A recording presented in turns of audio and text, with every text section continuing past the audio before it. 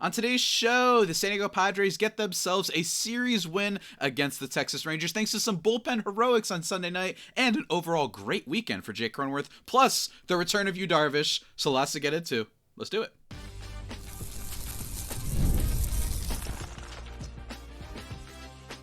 You are Locked On Padres, your daily San Diego Padres podcast. Part of the Locked On Podcast Network, your team every day. Greetings, ladies and gentlemen, and welcome to an edition of Locked On Padres podcast, which is part of the Locked On Podcast Network, your team every day for Monday, July 7th. As always, I'm your host with sometimes the most, Javier Reyes, and I've been covering this team for almost 6 years now, not just for this podcast, but also various other outlets, including justbaseball.com, a great website, chief among them. Today's episode, guys, is brought to you by Monarch Money. Take control of your finances with Monarch Money. Use code LOCKEDONMLB at monarchmoney.com for 50% off your first year. Today's episode, guys, we're doing a whole lot. But before we get to that, let me just tell you, you can follow me on Twitter /X and Blue Sky at Javipeno, JAVIIPENO. Reach out for any questions, comments, or concerns because you might have a chance to have them answered, as we will be doing on today's episode after we recap this weekend's series of games. And then we talk a little bit about the return of Darvish. So without further ado, let's get into it. Nice, chunky, fun episode today. First, let's talk about yesterday's game since that was the most recent. The Padres get the series win with this one by winning 4-1. And the story of this game is twofold. Number one is the pitching from the Padres. Unexpectedly, right? Like, this was a game in which I talked with Bryce Paddock on Friday to preview the series, a nice July 4th episode for you guys. And we talked about how, this was a TBD start. We didn't know what was going to happen, opposed to the Rangers sending out Jack Leiter, one of their top prospect guys. And the Padres went with David Morgan, and it looks like they did a little bit of a piggyback start routine. And that's kind of what happened here. David Morgan didn't do all that great, right? He gives up 1 earned run on 4 hits. I believe it was, the Corey Seager double, right? And then, after just 1 1/3, they pull him and they bring in Kyle Hart. Remember him, the guy who struggled really badly for the Padres, who, for the record, I actually thought they should have given a tiny bit longer of a leash, but whatever. He comes in and deals and probably alters what their plan was for the rest of the day. A masterclass in bullpen showing. Even if you want to count Kyle Hart, as I'm sort of viewing it as like this piggyback starter thing that they were going to use him and Morgan to get through maybe 5 innings in that game. Whatever it is, the only thing that the Padres give up for the rest of the game is 2 hits. That's it. Kyle Hart goes 3 2/3, no hits, 2 strikeouts, no walks. And by the way, no walks either. The Padres only gave up 2 hits, not even a walk after the David Morgan beginning. Estrada, he goes in and gets 2 strikeouts. Jason Adam goes in inning, gives up a hit and gets a strikeout. Adrian Morejon comes in, he gets the hold, gives up 1 hit, only 2 strikeouts, and then Robert Suarez comes in to end the game with 2 strikeouts. Padres get some other runs via Martin Maldonado, Fernando Tatis Jr., and Jake Cronenworth to win the game 4-1. And I want to give a shout out to Tatis. Great game for him. Every time Tatis has a great game, I get excited just because we're just hoping at this point. Not the most incredible series for him by far, but he does have a good game in this last one of the series, going 2 for 3 with a walk and an RBI, or 2 walks actually, an RBI and a stolen base. So good game for him. On Sunday Night Baseball in front of the world. At least he's not going to get slandered for a little bit. Loved it. For me, what I'm seeing from Tatis, and we're going to talk more in depth about him, I think this week, especially since he was named an All-Star, we're going to talk about whether or not he was deserving of it later on this week, possibly even tomorrow. And one of the things I've noticed with him is it's just like, it seems like he just can't hit stuff on the top of the zone, and he's always trying to kind of launch balls that are on top of the zone, but he swings through them. And then everything else, he hits into the ground, right? It just seems like he's pressing a little bit too much in that area, but we'll talk more about him in the future. That's basically it for Sunday night's game. Love it. Then there was Saturday's game, which was an unfortunate one. Mr. Stephen Kolek, the Kolek Kingdom. Folks, it gives me no pleasure to report that the Kolek Kingdom has fallen. It's fallen. It was destroyed. It was a fun ride. I still believed in the man, and he got blitzed. 5 1/3 in this one, 6 earned runs on 9 hits. This was not just a couple mistakes. Josh Smith homers. Kyle Higashioka has 5 RBIs in this game, exacting his vengeance against the team that frankly revitalized him. So I'm really mad at Higgy. Has been really bad all year.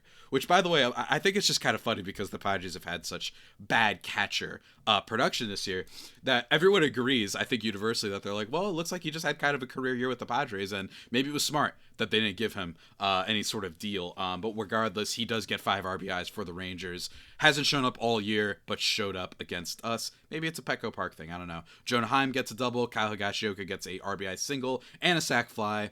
And the Padres just are unable to drive in runners when they really needed to, leaving 10 batters total on base. A lot from our guy, Xander Bogaerts, man. Another disastrous game. He'd been picking it up a little bit recently, but again, the only hope for him this year is that he could just become an average 100 WRC plus player, and he's been struggling to do that. 0 for 5 in this game, leaving 8 batters on base. He struck out twice. Just a true disaster of a game from Xander Bogaerts. And it is true that while they do need Tatis and Merrill to start slugging more, they need to be superstars for this offense to work. Machado has fulfilled his end of the deal. And frankly, Jake Cronenworth has fulfilled his end of the deal. But with those two, plus Bogaerts just being an absolute minus, still being one of the worst players in baseball whenever runners are on base. And don't get me wrong, yes, I understand we all got a little bit soft after that quote he had about, it stinks that even when I do something right, it doesn't matter. I get it. We don't have to be mean to him, man. But the criticism still remains there that he's been awful. He's been an awful player in basically any stretch of the word, particularly when you consider what his role on this team must be. This is not just CJ Abrams when he first got called up, right? This is a guy who was supposed to be a nice bat in the lineup, and he can't even just be that, a nice, decent bat in the lineup. Jake Cronenworth has been far more productive than him. 8 batters left on base for Bogaerts, guys. Nobody had more than 2 on the Padres lineup, so really bad for them. And they get mostly silenced by Patrick Corbin in this one. The only runs they get are on sacrifice flies from Merrill and Manny. So we'll leave it at that, guys. We'll leave it at that. But before we talk about the last game, before we do that, folks, we just need to take a quick break and hear about one of our sponsors. And that sponsor is the one that you heard at the top of the show, guys, and that is our friends over at The Money of Monarchs, folks. If you ever wish managing your money felt easier, well, let me tell you, Monarch Money got you covered, man. With Monarch Money, whether you're growing your savings or planning a big purchase, they put you in the driver's seat. It's like having your own personal CFO, giving you full visibility and control over your finances. Monarch Money is more than just a budgeting app, though. It's a complete financial command center. You can track all your accounts, investments, and spending in one place. So in addition to managing your money, you're also building wealth. And it's great, right? If there's specific categories that you need help on, for me, it's subscriptions and takeout. They give you all the insights you need. And if you share finances with someone, Monarch Money also helps you stay on the same page. And it's just good to have something all in one place. That's what I like. There's too many apps these days, folks. So I just love apps for anything, not even just money and managing and stuff like that. So whenever I find an app that just puts everything all into one, it is usually a pretty good time. And that is the case with Monarch Money. So take control of your finances with the app. Use code LOCKEDONMLB at monarchmoney.com for 50% off your first year. That's monarchmoney.com, code LOCKEDONMLB for half off your first year. Go check it out.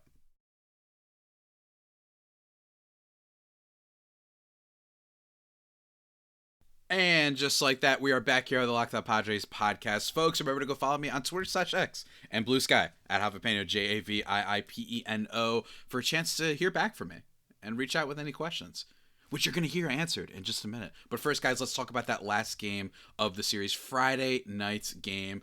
Absolutely love to see it. While it wasn't the July 4th walk-off, it was still close enough, folks. A walk-off hit from Jake Cronenworth, obviously, to win this game. Manny Machado also hit a solo shot, and Luis Arraez drove in a run. By the way, pretty good weekend for Arraez.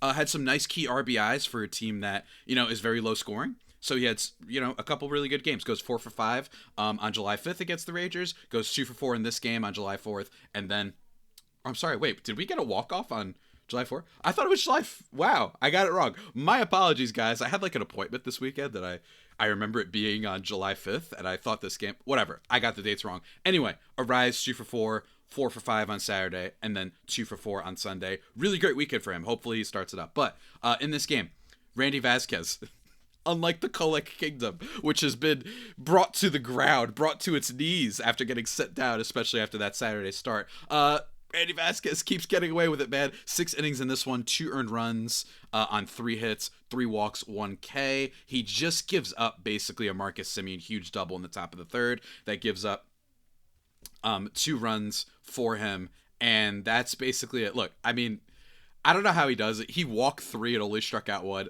It's amazing, and at this point, there's clearly more than stats. I just think that like he knows how to, at the right time, get bad contact. But again, I reiterate my pleas to just be careful, right? Do not expect that this guy is some gem that we found, because I really do think that eventually the stuff is going to play out. People are going to start hitting him hard. But we'll see. For now, great start from him. And like I said, the offense came through.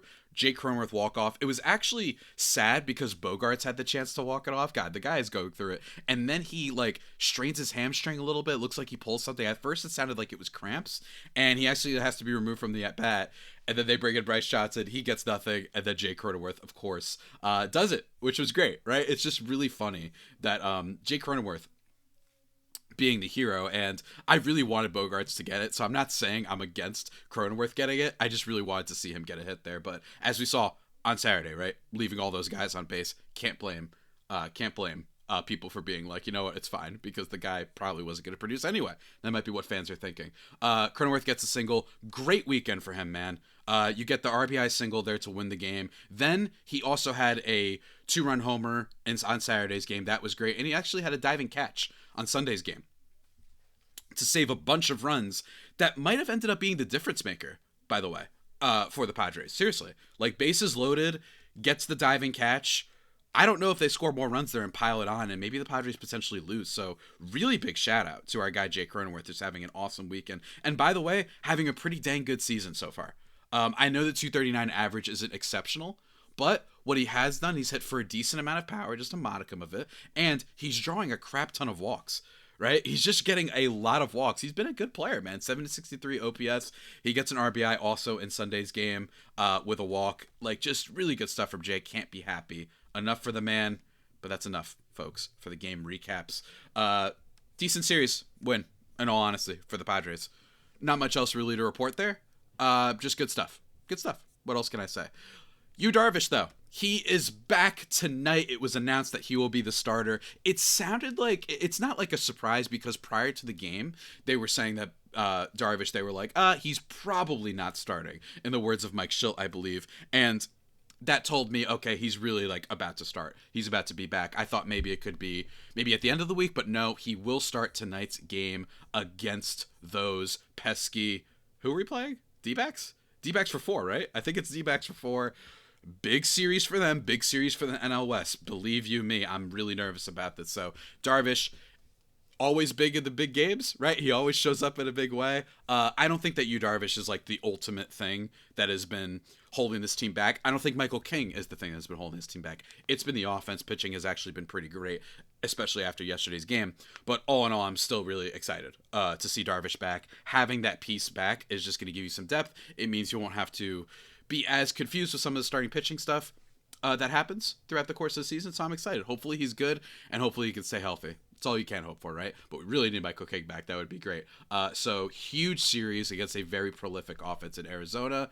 But folks, let's talk about the questions, because you guys sent in a bunch that I want to get to. First one coming from the always reliable questionnaire, Mr. Ramamurti from Blue Sky. And remember, everybody, follow me on Twitter/X and Blue Sky to send out your questions at Javipeno, JAVIIPENO. He says, "Hi, Javier. Question for Monday's show. Is it surprising that Robert Suarez didn't make the All-Star team? How concerned should we be about Jackson Merrill's sophomore slump? Or will we see Merrill madness in the second half? And any new trade rumors involving the Padres?" So the latter question, no, nothing new, I don't think, just yet.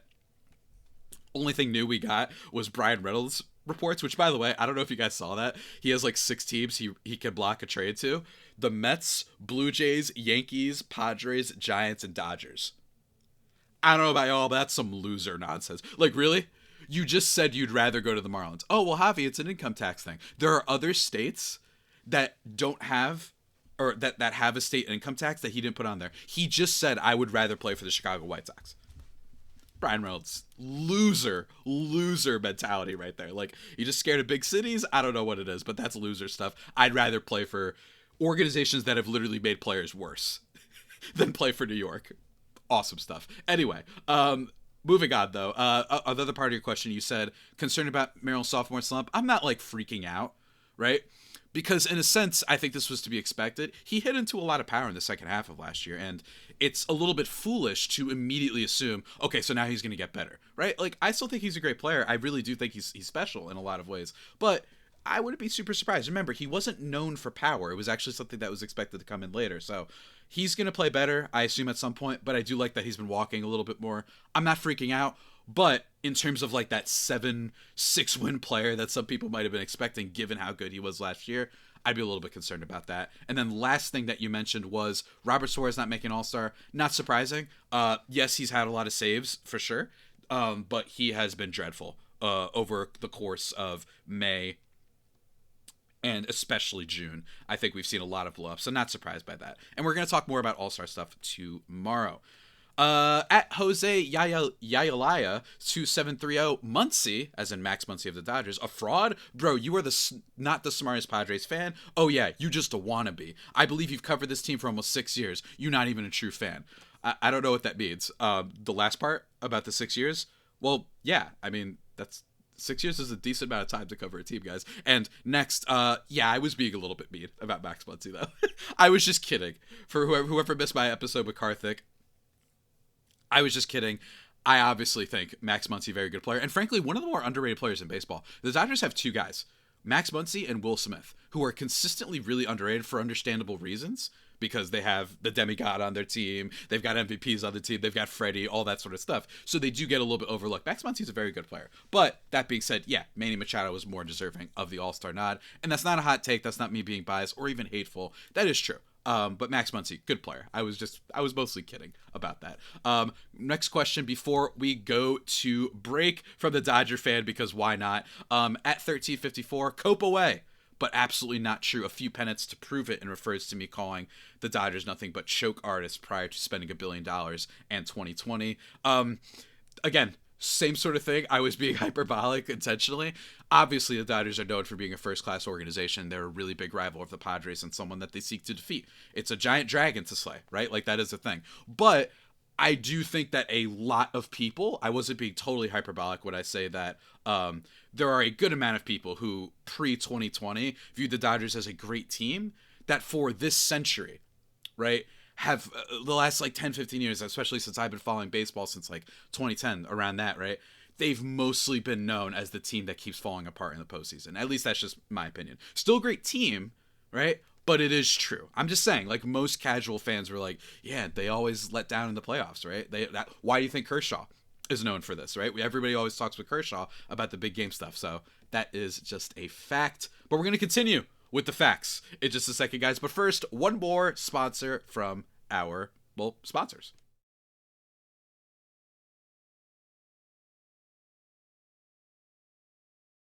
And just like that, everybody, we are back here on the Locked On Padres podcast, thriving and vibing into the final segment. Let's continue talking about your questions. The next one coming from, well, there's two comments actually. At Koji_H says, at the end of spring training, you said the Padres wouldn't make the playoffs. Today, I finally believe you. This is obviously before the Rangers series, but still. And then RJPG says, looks like your preseason prediction is coming to fruition. Everything collapsing now that we have this current stretch of playing really good teams. I guess we'll be losing players whose contracts end this year, like Cease and Rise. Hope we get good value if there is a trade. Oh yeah, thank you. Thank you for fixing your volume. Yeah, you're welcome, by the way. So two comments saying the same thing. Look, yes, did I include these because I want to hype myself up? Of course I did, because that's what I do out here. But mostly, look, I still think the Padres can be a good team. That was my take. My take was that they would be a good team that wins like 87 games but misses the playoffs. And part of that was because I was just like, this is the only thing that hasn't happened over these 6 years is that they're good and miss the playoffs. It's usually one crazy spectrum, right? They're either like sneaking in, or they're dominant like last year, or they're the greatest disappointment of all time, whatever, right? So I thought they'd be okay this year, but, and I do want to, include these questions, like I said, to pat myself on the back because it feels nice every now and then. But, look, we still got a long time. And again, in terms of record, they're similar to where they were last year.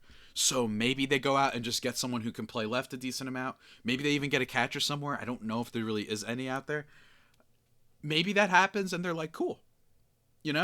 like we can actually make a decent run here. It's not over, but it hasn't been the most. It feels like this is a team that does have a little bit of fraudulent vibes. But let me tell you, someone disagrees with that. At Tony Sue says can't agree. So he says he disagrees with the idea that the Padres can't beat good teams. The first month of the season was played against top teams who were all leading their divisions or contending, except for the Braves. And the Braves may just be a team that couldn't recover from opening the season being crushed repeatedly by the Padres and Dodgers. In retrospect, April might have been an even more intimidating schedule than June was, except that the Padres didn't play the Dodgers head-to-head. No, the Padres have been losing badly, almost because the organization chose to play for other reasons than to win. April was followed by a May marked by numerous questionable coaching decisions. The bookend months of April and June showed the Padres coaching staff knows how to coach to win, so May is inexplicable. Maybe the Padres were doing so well, this was some experimentation. Maybe there was over-preparation for the tough June. There was the week when it seems like half the starting lineup was injured. Who knows? The thing to remember, though, is that the Padres are almost assuredly going to make the playoffs if they can win 2 of every 3 games to win the series. A funny thing. Like, yeah, obviously, dude. That's a 666 clip that would win most divisions, although probably won't catch the Dodgers. Losing games like in Cincinnati is bad. Not winning the first game of every series can make things tough. So I disagree. The Padres are bad against good teams. Yes, they just beat the Rangers. That's great. Appreciate that. But if you want to go back to April, here's the teams that they played against, right? They beat Cleveland to start. Awesome. We love to see that, right? Or actually, I'm sorry. They swept the who was it? They swept the Braves to start. That was great. And then they swept the Guardians. Great. One of those 2 teams is good, right? And I do think that I actually do agree with you to an extent that I think that the Braves just like fell off in a way that like they just haven't been able to recover. But they're 39-50. And the Guardians, by the way, they have not been very good this year. They are 40-48. So those are 2 teams that were preseason good and then not. Then they got beat by the Cubs 2 out of 3. Then they beat the A's, great. They had 1 bad loss. Then they beat the Rockies, great. Then they beat the Cubs, great. Then they lose a series against the Astros. They lose a series against the Tigers. They get swept by the Rays and then split a series against the Giants. So no, we're not seeing that they played well against good teams. In May, right? They sweep the Pirates. Congratulations. Then they get clobbered by not clobbered. They got clobbered in 1 game. They lose a series against the Yankees. Then you beat the Rockies, cool. You beat the Angels, cool. Then you get swept by the Mariners. You get swept by the Blue Jays. Beat the Braves, win the Marlins, beat the Pirates. You see what I'm saying here? They haven't really had that many series where they played well against the good teams. And then we know what happened in June. So I do disagree. The teams they beat at the beginning of the year turned out to not be very good, right? And I do think that says something. Yes, heading into that moment, they were good. But overall, not so much. So I do disagree with your assertion. And no, I don't think it's coaching or experimentation. I just think the team might not be that great. You know what I mean? But whatever. Continuing on, though, at ADK7962 says fraudulent is a bit tough. The Padres need to try and get more contact. It seems like everyone is swinging for the fences. Just my 2 cents. Thanks, Javier. And thank you, sir, for the comment. Yeah, fraudulent is a little bit... Hey, look, every now and then, I'm not going to lie, my inner Stephen A comes out and I start using the buzzwords. But, look, they've been... Yeah, I do think Tatis is a little bit like pressing, which I mentioned in the first segment. But overall, I don't know, like, what they're... I don't know. I don't know. I do think that the team, it would not surprise me if, let's say, they make the playoffs and they get killed. Because, again, from what I was just reading you, very few good teams in there. Yes, they won a series against the Brewers, right? That's nice. But then you lose to the D-backs, all the teams I was mentioning before. You lost to the Reds, right? You lost a series against them. You lost a series against the Phillies. Contending teams. I just think that they've shown that they haven't been as good. But, again, things can change, for sure. Moving on, though, hey, my guy, Cactus Traveler, great username. He says, trade some of your relievers to address left field or the bench. That's one area you have an abundance in it and some other playoff contending teams want, and then promote promising relievers from AA or AAA. I agree. I am not against the idea of trading, frankly, any reliever that this team has.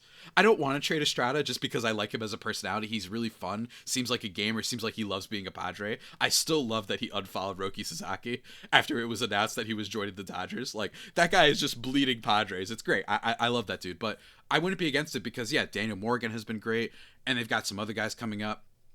Just, they look great. Like Tyson Neighbors, who I talked with Aram last week. Arm Layton, Prospect Guru, like that guy could get brought up pretty soon and be an instant contributor. So I do think trade a reliever who's been very good with that has some control. I wouldn't be against it, man. Like, do you want to trade Adam? That might be a big sell for teams if you want to like package him with a rise or something like that. So we'll see. We'll see. Although I think that they're probably going to stick with their strengths for now. Last question, though. Tony Sue argues that my criticism of the Padres' approach to prioritizing hits and on base and low strikeouts is not correct, right? He disagrees with that. He says, can't agree that prioritizing power is the way to build a lineup that ordinarily plays into good pitching. Look at the AL East. Who has even decent pitching? Some years Tampa has it, and then they trade all of it away. The Orioles, hardly, since the Big Four. Toronto, can't remember when they've had more than one really good pitcher. Okay, so immediate disagreement there. The Blue Jays had a couple years where they had some awesome pitching. Kevin Gausman was really good. Alek Manoah was really good. Barrios has at least been like a decent pitcher. Like Chris Bassett, decent pitcher. They have been good, but I take your point. Continuing on, so the Yankees can get away with slugging to the playoffs that would never work in the NL West. The Dodgers have plenty of power, but don't overlook they get on base too. The Padres have had good amount of power some years, but have built an on base percentage for a while. Last year, Arise was 4th and Profar was 13th in OBA for all of MLB. I think you mean OBP. That creates lots of RBI opportunities for those that follow. As I've noted, this year, the Padres are suffering from run-scoring opportunities, and that starts with on base, and is enhanced by getting on base in bunches instead of evenly spread out. So, as I mentioned in the episode, I'm not saying you want only hitters that hit 220 and hit home runs. But in terms of regular season success, that has been shown to work. If you look at the standings right now, in terms of slugging percentage, right? If you just look at the leaderboards, in terms of home runs, I'm going to read you the guys who lead the league in home runs. Dodgers, Yankees, Cubs, D-backs, Angels, which is one exception, the Mariners, the Mets, the Tigers, the Athletics, the Red Sox, Orioles, Twins, Astros, Rays, and Phillies, right? Those are a lot of really good teams. But more importantly, I think, is not even just the home runs, but the slugging percentage. Dodgers, Yankees, Cubs, D-backs, Red Sox, Tigers, Mets, Astros, A's, Rays, Mariners. The Mariners, by the way. Or, it's not the Mariners. The Rays, by the way. Low-key. 10th in slugging percentage. Then the Angels, Blue Jays, and Orioles. Yes, there's some bad teams in there, but overall what you will see is that the power thing will just contribute to you winning regular season games. Why do you think the Brewers have been good? The Brewers have had a lot of good years in the past. Now, I haven't looked at their numbers this year. A lot of good years because, yes, they have good pitching, but what they really have is just a bunch of really good defenders who clock home runs, right? That's what that they've had for a bunch of years now. And it works. Obviously, you need a more balanced roster, right? That's why the Padres, I think, could have won the World Series last year. Because you had power and you had just fundamental good hitters. But one thing you will see, in my opinion, is just for consistent regular season success, you need to have some power, man. I know it's annoying, but it's true. You know what I mean? Like, when you could hit it to home runs, you could just have 2 hits, and that could win you the game. A 1 solo shot and 1 3-run homer shot, especially with this pitching. I think that's what it is, right? I think that power absolutely is what matters more. And the Padres, I just think it scares me a little bit that they prioritize that, as I mentioned last week, with why the Gurriel reasoning for why he made the team initially, right? Like that they prioritize low strikeouts. That's great, but I don't care if you strike out a lot if you're hitting for power. If you're not, then that's bad. But if you're hitting for a decent amount of power, if you're slugging 460 and you strike out a lot, I don't really care. Why do you think Jazz Chisholm's a good player? He hits like 230, but he's slugging like crazy, and it's worth it. At least that's just my opinion, though. And folks, with that opinion said, that about does it for today's edition of the Locked On Padres podcast, the only pod that may be better than the Padres themselves. This week, we're going to have some crossovers with Miller Thomas of Locked On Diamondbacks. We're going to be talking about Fernando Tatis and Jason Adam in more depth, making the All-Star team. We're going to talk about some more trade targets, including Harrison Bader among them, and a whole lot more. So until that next time, stay safe, and of course, stay faithful, my Friar Faithful homies. Take care.